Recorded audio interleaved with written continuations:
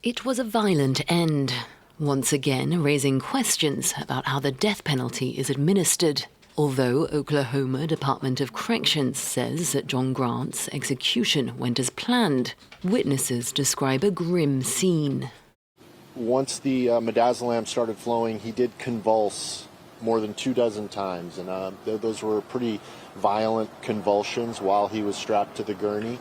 And then he began to vomit.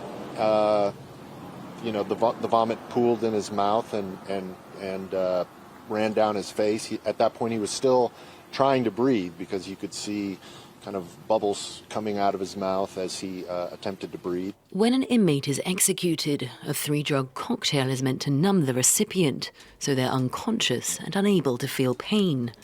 But the state of Oklahoma has a history of botched executions, with the sedative midazolam identified as a potential factor.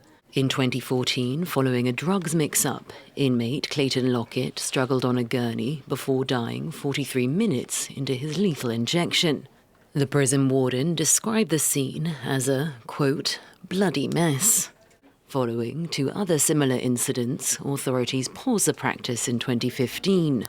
John Grant was the first person to be executed since the prison revised its practices. He had been among 24 inmates taking part in a lawsuit challenging the state's lethal injection practices, arguing it caused unconstitutional pain and suffering, but was denied the right to delay his death before the case goes to court next year.